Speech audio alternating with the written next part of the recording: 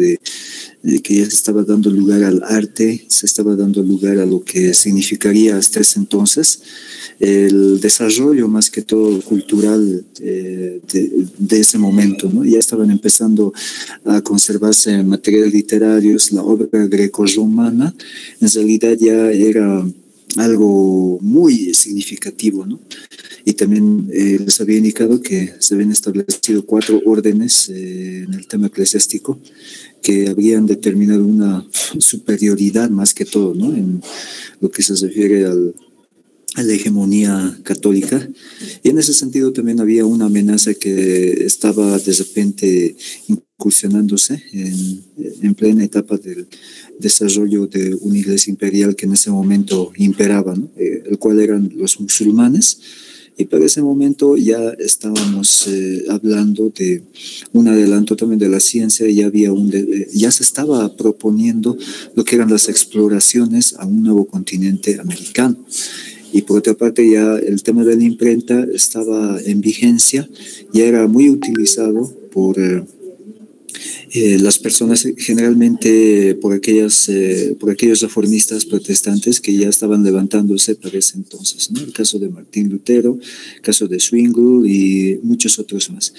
En ese sentido, ahora vamos a ver algunos aspectos que han determinado esto de las cruzadas, que han simbolizado más que todo un poder político, religioso, en contra de toda aquella religión que se levantaba, ¿no? Y de ahí nace la Santa Inquisición.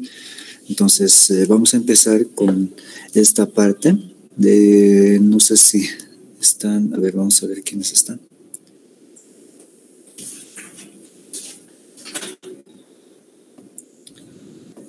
Muy bien, como siempre estamos con Clinton.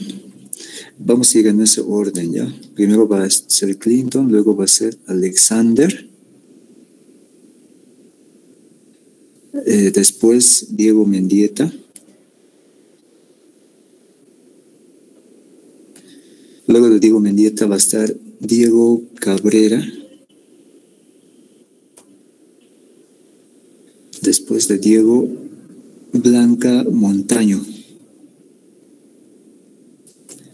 Yo también le doy la bienvenida a la clase porque a partir de hoy les voy a empezar también a tomar en cuenta su participación.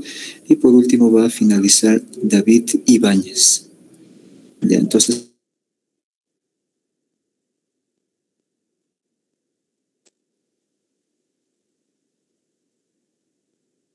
todo lo que significa el tema de antecedentes y todos los cuadros conceptuales que están hasta Godofredo de Boulogne.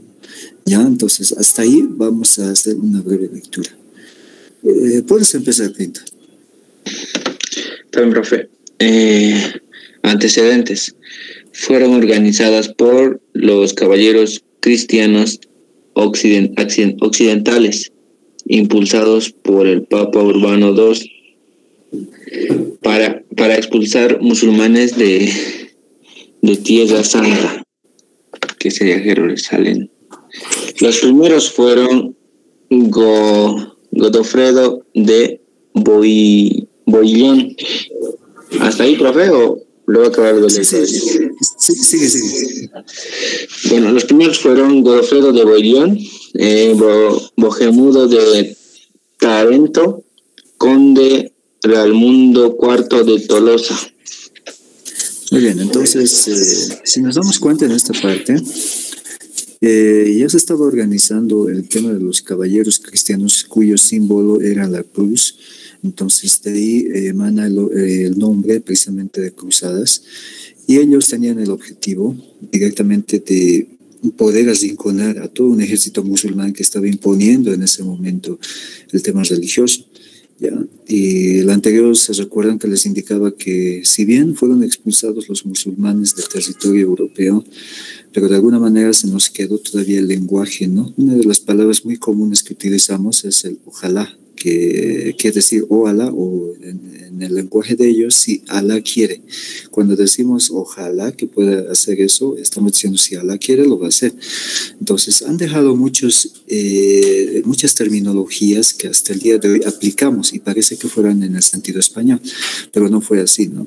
Y en ese sentido, solamente los musulmanes se apropiaron del norte, de lo que ahora es el continente africano, y más que todo ellos han incursionado en la parte del Asia, y bueno, hasta ahí inclusive llegaron a la India, ¿no? Hasta ahora siguen constituyéndose todavía como una religión oficial, y más que todo ellos propagan lo que son las guerras santas. En la actualidad también se ha distorsionado un poco el asunto religioso, porque ellos han empezado a fusionarlo con lo que significaría el ejército terrorismo, ¿no? Con el pretexto de decir que están pues queriendo preservar el orden mundial, y en ese sentido ellos toman el ejemplo de lo que habría significado las guerras que liberó Josué en su tiempo, ¿no? Esto ya estamos hablando de lo que ellos primeramente se basan en el Corán, y segundo siguen los preceptos de lo que es la Torah. En ese sentido vamos a ver que Europa era muy contundente a la hora de hacer prevalecer la religión cristiana católica. De hecho, ellos ya habrían perdido adeptos en lo que significaría Oriente, lo que ahora es Turquía, cuya capital de ese entonces era Constantinopla. Había dos iglesias divididas en ese momento que trabajaban de manera muy autónoma. Voy a volver a recalcar, lo que era del occidente directamente estaban llevando el idioma oficial del latín, mientras que la iglesia de Oriente adoptaron directamente el griego. En ese sentido, había esa división que fue muy bien aprovechada por el ejército musulmán, ¿no?, de la época. Ahora sí, vamos a irnos con Alexander. Directamente vamos a ver el tema de las cruzadas. Todos los cuadros que están en amarillo, por favor.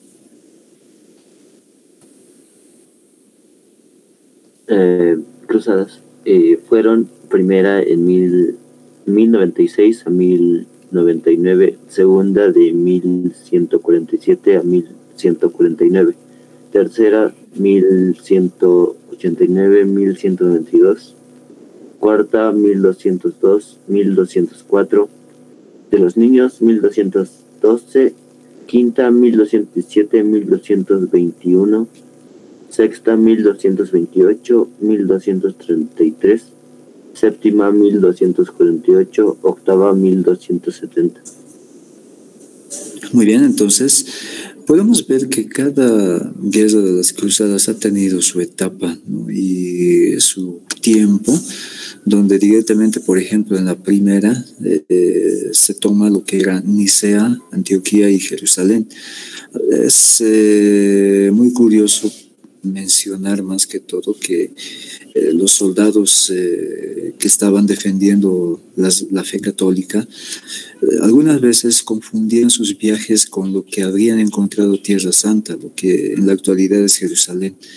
Y algunos llegaban a Alemania y pensaban que estaban en Tierra Santa. Otros llegaban a Suecia y pensaban que estaban en Tierra Santa. Y esto por el sentido de que no eran algunos muy preparados y se les había mandado a poder reforzar un ejército, pero sin una preparación, más que todo en el tema de la lectura. Entonces ignoraban muchos aspectos, ¿no? Y eso era un dato curioso que se puede ver del primer levantamiento de los cruzados, también como se los llama así. En el aspecto de la segunda, estamos hablando del Papa Eugenio, que directamente, si bien se habían visto rebasados por lo que era la pérdida de Constantinopla bajo en este caso el ejército de los turcos, estamos hablando que el Papa Eugenio ha jugado un papel muy importante a la hora de poder reorganizar, pero en este caso se ha tenido que valer del apoyo feudal. Los que contaban no eran gente adinerada, entonces en ese sentido ellos más que todo financiaban lo que significarían las armas de ese entonces, ¿no? Lo que era la tercera, en este caso tercera cruzada, Papa Gregorio VII y Felipe Augusto II ya están dando inicio nuevamente a esta etapa, bueno, que ya se había iniciado, pero esta vez están fortaleciendo de manera muy tremenda al ejército de los cruzados, porque el objetivo, no nos vamos a olvidar, es que ellos tengan un pleno dominio y puedan establecerse como una iglesia oficial, no solamente a nivel europeo, sino también a nivel mundial. Pero les ha faltado todavía mucho para poder incursionar más que todo en territorios africanos y en territorio asiático, lo cual les había dado la anterior clase, el día viernes, si no me equivoco, un referente, como era el Cantar de Miosit, que es una obra literaria que narra precisamente de lo que fueron los hechos o acontecimientos de esa etapa de la cruzada versus lo que significó hasta ese momento el ejército musulmán, ¿no? La cuarta, donde el Papa Inocencio III asume, y directamente también es el fin seguir, no bajar en este caso las riendas, ¿no?, de la lucha, sino simplemente poder seguir avanzando. El objetivo era prácticamente llegar hasta Tierra Santa y ahí consolidar el eje del dominio cristiano, ¿no?, en ese sentido. Entonces, de los niños, la quinta, la sexta, la séptima y la octava, de la misma manera ocurren acontecimientos donde a toda costa ellos tratan de arrinconar a un ejército musulmán que hasta ese momento significaba un dominio, no solamente a nivel de Europa, sino todo el Asia, ¿no? Hasta ahora todavía podemos ver un gran dominio más que todo en la parte del Asia, no olvidemos, con excepción de Tierra Santa. En el Asia todavía sigue dominando lo que es la cultura musulmana. Ahora, más que todo, estamos viendo, al referirme a Asia, estoy indicando más que todo lo que es la India, lo que es Turquía, lo que es el país, bueno, árabe. También estamos hablando parte de lo que es China, y cuya capital en ese momento se habría establecido fuertemente en lo que ahora conocemos como Irak, ¿no?, con su capital Bagdad. Entonces fue el centro prácticamente de lo que significaría la consolidación de esta nueva religión. Y un poco vamos a ver lo que refleja el arte románico, el arte gótico, que ya estaban también en su auge. Por ejemplo, vemos la Catedral de Lisboa, que cuentan con estos elementos en lo que son la arquitectura. La Catedral de Amiens, que también es un arte gótico que se refleja más o menos una diferencia, si nosotros podemos notar, en una mirada de vista, ¿no?, a estas dos catedrales. Y también el nacimiento de la universidad, que habíamos indicado que hasta nuestros tiempos ha constituido un elemento muy indispensable a la hora de hacer ciencia, de hacer investigación y sobre todo de fomentar a una nueva práctica del conocimiento, ¿no? Ahora sí, vamos a continuar. Aquí me toca. Estamos con Diego Mendieta. Ya vamos a ver lo que ha significado el arte románico en su momento. El arte románico. Edificio destacado, el monasterio, iglesias y catedrales. Materiales, la piedra. Horizontalidad, construcciones de poca altura. Sus muros son gruesos y pocas ventanas, que permiten poco paso de luz. Planta de cruz latina, arco de medio punto, bóveda de arista y de cañón. Muy bien, entonces son parte de las descripciones o características que en ese momento habría representado a lo que es el arte románico. Ahora vamos a irnos con Diego Cabrera para ver las características, en este caso, del arte gótico. ¿Ya? Si es que enciendes tu micrófono y lo podemos ver. Arte gótico. Edificio destacado, la catedral. Palacios, los ayuntamientos y las lonjas. Materiales, la piedra y el cristal. Verticalidad, construcciones altas puertas alzadas sobre largas columnas. Los muros son delgados y poseen grandes ventanales con vitrales. Permiten el paso de la luz. Planta, arco en punta y el arco arbotante, bóveda de crucería. Entonces ustedes pueden notar una gran diferencia entre lo que significa el arte gótico con el arte románico. A ver, por ejemplo, vamos a hacer ¿cómo se puede decir? Una breve diferenciación. Vamos a tomar algunos elementos. Por ejemplo, en lo que se refiere a materiales, en lo que es el arte románico, está más que todo imperando lo que era el uso de la piedra, mientras que en el arte gótico la piedra y el cristal ya van asumiendo su diferencia, ¿no? Y el aporte más. Ahora, a esto me voy. En lo que significa el cristal es lo que nosotros hoy en día conocemos como los vitrales o también los dibujos estampados directamente en material de vidrio. Esto representaba la Biblia del indocto en esa época. ¿Por qué? No olvidemos que había gente que no sabía leer y escribir. Entonces la única manera que pueden entender era viendo a través de los dibujos. Hasta nuestra época, si nosotros nos pasamos por la Catedral de San Francisco, vamos a poder admirar todavía los vitrales que están en vigencia, ¿no? Esto era para la gente que no tenía una preparación en que es la lectura. Y de hecho, en la antigüedad también se asumía lo que son las predicaciones en el idioma latín. Entonces, es por eso que de ahí el arte gótico está aportando con lo que es el tema de los cristales, ¿no? Si hacemos una diferenciación. Ahora, en el tema de los muros, por ejemplo, son gruesos y con poca ventana en lo que significa el arte románico, mientras que en el arte gótico estamos viendo que los muros son delgados y poseen grandes ventanales con vitrales que permiten el paso de la luz. Y también podemos ver que, bueno, en este caso las catedrales que no contaban con muchos vidrios, entonces por lógica eran muy pequeñas, mientras que en el arte gótico también podemos apreciar el desarrollo de las pinturas, ¿no? Que es otro aspecto de diferenciación, si vale el término, que podemos rescatar de lo que significaría en este caso el tema arquitectónico, ¿no? Que poseen ambas catedrales. Y también tenemos lo que es la peste negra, que ha sido una pandemia de esa época, al igual que en nuestro tiempo. Hoy podemos contar con lo que es, bueno, lo que nos está amenazando actualmente es el COVID, pero en ese momento la pandemia de esa época era la peste negra. Y si es que Blanca Montaño ya está ahí, por favor, enciendes tu micrófono y lo podemos leer esa parte.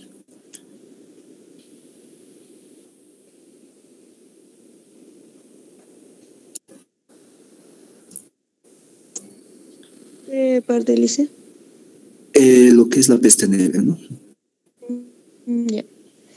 Peste negra de 1348, la más desvalorada de la historia de la humanidad, también conocida como muerte negra o peste bubónica, con más de 85 millones de fallecimientos, entre 60% y un 80% de población europea desapareció por culpa de esta terrible enfermedad. Estamos hablando que era una época donde todavía la tecnología no forma parte, ¿no?, del estilo de vida de ellos, y por ende podemos decir que no estaban preparados para hacer frente con remedios que fueran accesibles de alguna manera. Entonces también vivían confinados, no podían salir de casa. Ese es un dato que se puede rescatar. Y al mismo momento, ¿qué es lo que pasaba con ellos? Precisamente al verse confinados en casa o dentro de casa, muchas veces se cree que la cuarta parte de lo que ahora conocemos como Europa habría sido víctima de esta enfermedad. Y esta pandemia más o menos habría durado por lo menos entre 1 o 2 siglos, ¿no? Cabe nuevamente recalcar que no había una cura en ese momento eficiente para poder contrarrestar esta amenaza que estaba en ese momento amenazándoles, ¿no?, a toda la humanidad. Niños, mujeres y hombres que más que todo estaban en función laboral fueron víctimas de esta pandemia de ese momento, ¿no?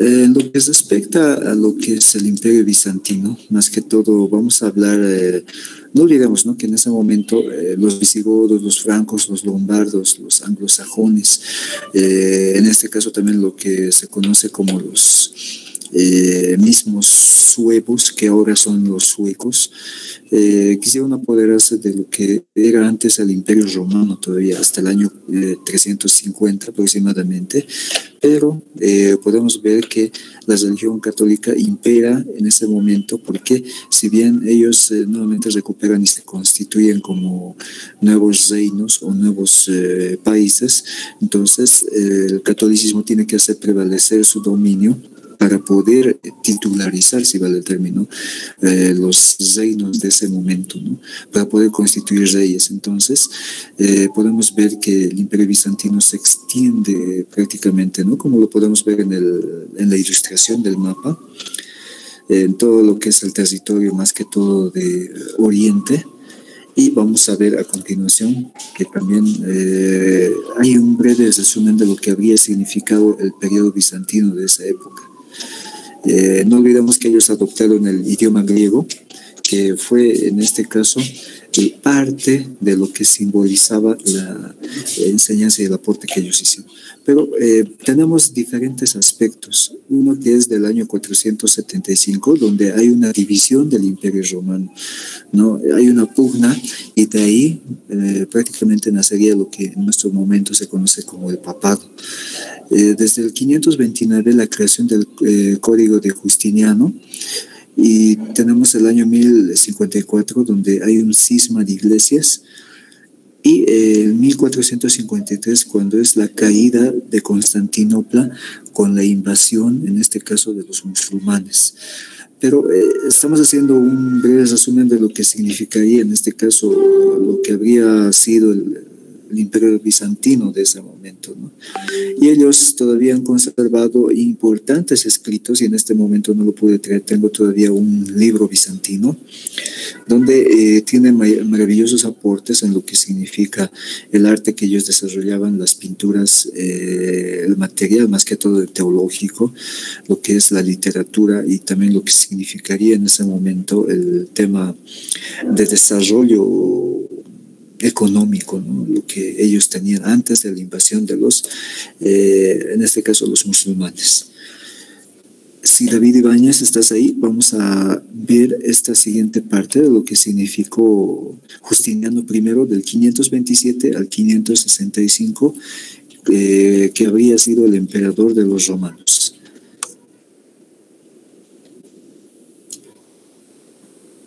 Buenos días. Adelante, David. Es una información de los cursos. Emperador romano y máxima figura del Imperio Bizantino, conocido como el Grande o el último emperador romano, fue quien luchó por reformar el Imperio Romano, arrebatando a los bárbaros los territorios de su gobierno que habían ocupado en Occidente. Exactamente. Entonces, Justiniano hizo o marcó un hito en ese momento, porque directamente habría impuesto en lo que significaría más que todo el tema doctrinal o la enseñanza católica, ya que era muy difícil más que todo combatir contra un ejército que era algo, bueno, no era solamente un rival, sino eran un conjunto de diferentes culturas, de diferentes lenguas que hicieron frente a un imperio romano que para ese momento entró en decadencia y no estaba preparado para lo que significaría la invasión bárbara, ¿no? Ahora, en lo que representa el Imperio Carolingio, vamos a ver, según la ilustración, todo lo que está demarcado con color naranja representa los territorios heredados por Carlomagno en su momento. Lo que representa el color verde, más que todo, sería los territorios conquistados por Carlomagno. Y lo que representa el color, más que todo, rosado, si no sé, creo que es, yo lo veo rosado, representaría los territorios independientes del imperio. Y el último, que es un color rojo, representa las marcas defensivas que habían sido más o menos una etapa de organización por parte de ellos, ¿no? Ahora, vamos a ver un poquito de lo que significaba Carlomagno, pero más que todo él es del año 742 al año 814.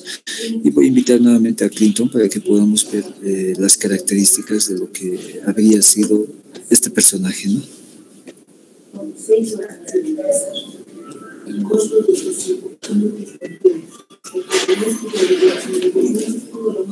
Clinton.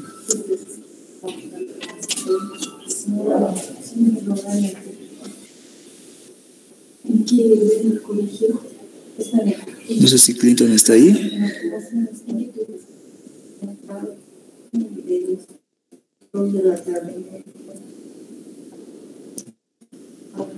Muy bien, creo que no está. Alexander, no sé si me puedes escuchar.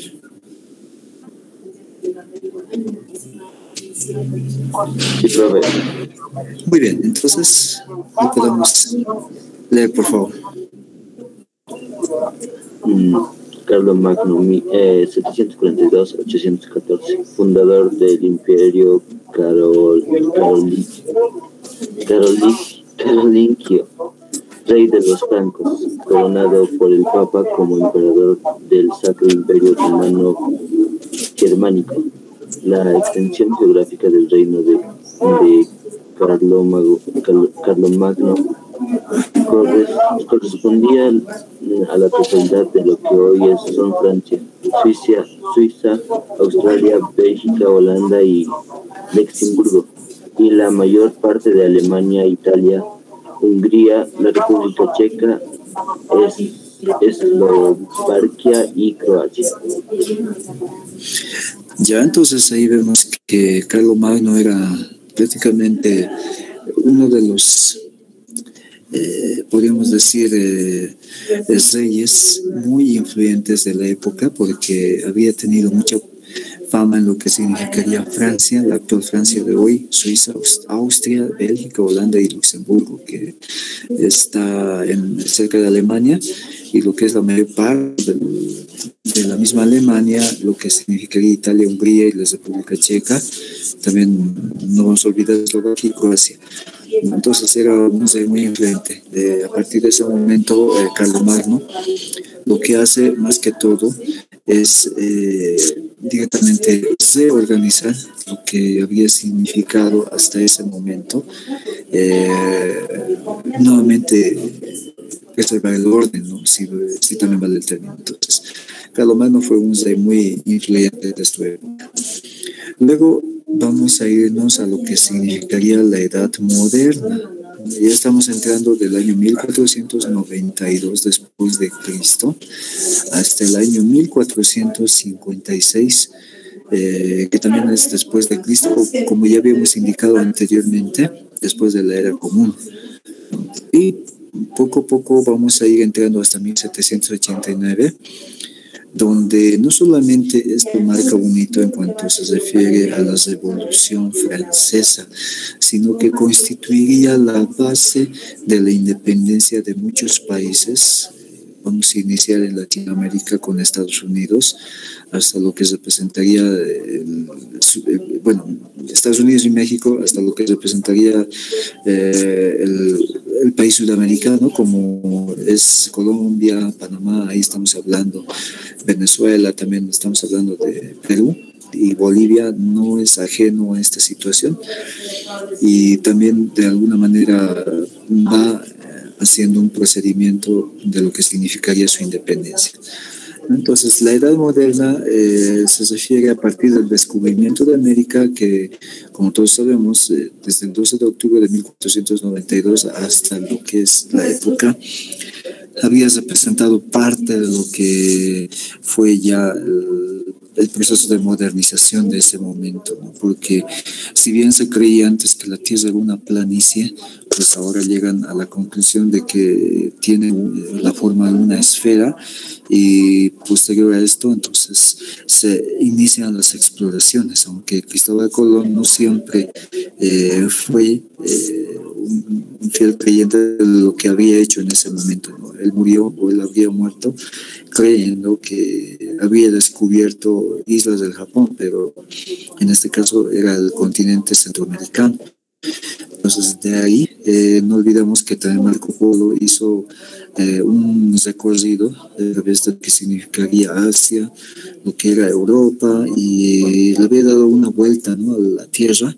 Entonces, de ahí habrían estado más que todo con esa curiosidad de poder ver qué había más allá de las fronteras, ¿no? Entonces, marca esto un aspecto muy importante. El tema de lo que era el Renacimiento, por ejemplo, aquí vemos la ilustración de Giovanni Boccaccio de 1313 hasta el 1375, donde fue un escritor humanista italiano. Es uno de los padres, junto con Dante y Petrarca, ¿no?, de la literatura en italiano. Por ejemplo, ¿quién no conoce hoy en día la Divina Comedia de Dante Alighieri? Entonces, para ese entonces el humanismo ya estaba en vigencia hasta nuestra época, ¿no? E inclusive hay un movimiento ideológico como son los humanistas, y en ese sentido también aporta bastante a lo que sería, bueno, después de la filosofía griega, también constituiría un nuevo paradigma de ese momento, ¿no? No olvidemos que los grupos privilegiados, en primer lugar, siempre se va a ubicar la realeza. En segundo lugar, la alta nobleza y el alto clero, como son los poderes eclesiásticos. La nobleza media, que simbolizaba a los caballeros, al patriciado urbano. En lo que respecta más que todo al grupo de los artesanos y comerciantes ricos, labradores, oficios liberales y soldados, también estaban dentro de este de este orden, ¿no? Lo que significaría los grupos modestos, por ejemplo, estamos viendo a los campesinos con tierras, artesanos y pequeños comerciantes y funcionarios más que todo, ¿no? En la última escala de lo que significaría esta pirámide, más que todo societal, estarían los marginados, los cuales, si bien cumplirían la característica de estratos más pobres, también son siervos, jornaleros, campesinos sin tierra y asalariados de oficio, ¿no? En resumen, pobres. Entonces, ese era más o menos el orden que estaba establecido. Los grupos privilegiados comprenden todo lo que es el color rosado, mientras que los grupos no privilegiados comprenden todo lo que es el color verde. En ese sentido, estamos hablando que ya estaban organizados en ese orden, ¿ya? El humanismo comprendía también un desarrollo muy principal. Si estamos hablando del humanismo, estamos hablando también en términos griegos lo que se conoce como el antropos, o en nuestro español que se traduciría como el ser humano en esencia, ¿no? Estamos utilizando una palabra neutra porque caracteriza a hombres y a mujeres. La pintura también ya estaba en vigencia como un adelanto para la ciencia, y también se hacía tecnología a partir de contar con este mecanismo de desarrollo para que la gente pueda ver más que todo un arte en movimiento, ¿no? Lo que estamos viendo parece que estuviera la gente, cumpliendo sus diversas funciones en lo que significarían sus movimientos. Y en este caso, el pintor, la idea del pintor era de poder dibujar un ser humano que aparente estar en movimiento, ¿no?, en lo que está realizando. Fueran muy reales, en otras palabras. Y vemos los principales rasgos. Por ejemplo, vamos a ver 4 personajes muy importantes de esa época.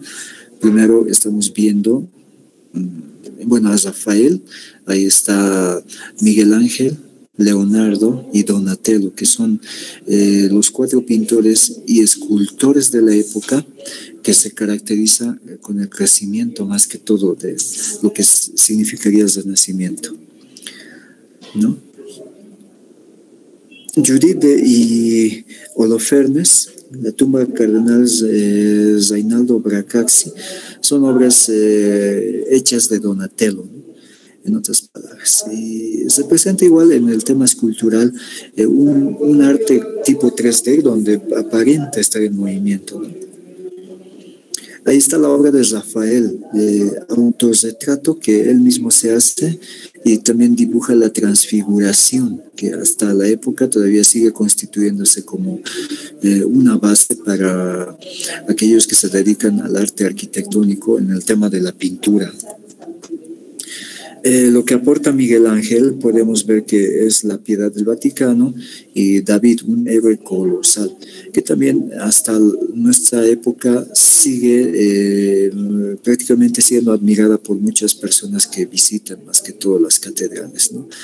Para poder ver, y ustedes imagínense que no era cualquier tamaño, sino que eran más que todo obras muy gigantes, ¿no? Que caracterizaba también la dedicatoria de esa época. El aporte de Leonardo da Vinci, como vemos, la Gioconda, también está el hombre Vitruvio y algunos descubrimientos que hasta la época habían servido para el desarrollo de la tecnología, lo que significarían los aviones, lo que significaría la bicicleta misma, en lo que significaría algún momento el movimiento de algunas maquinarias muy importantes que hasta la fecha han sido más que todo gracias al aporte de Leonardo da Vinci, ¿no? Bueno, entonces hasta aquí vamos a quedar el día de hoy, ya se nos ha hecho el tiempo. Bueno, antes de darle parte al ingeniero, vamos a también recalcar que el día de mañana vamos a estar viendo lo que ya es parte de lo que significaría la edad moderna, ¿no? De nuestra época. Y por el momento vamos a dejarlo ahí, porque mañana vamos a ver los 5 inventos de la edad moderna más importantes, que también han desarrollado el tema de la astronomía, el tema de la química en tal, ¿no? Y lo que significaría parte de lo que ahora conocemos como la ingeniería moderna. Entonces, ingeniero, si es que me está escuchando, bueno, hasta aquí terminamos nuestra clase del día de hoy.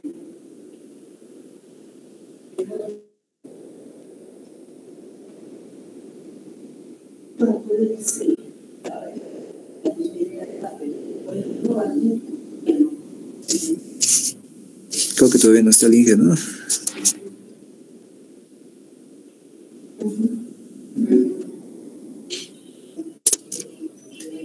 Muy bien, vamos a esperar.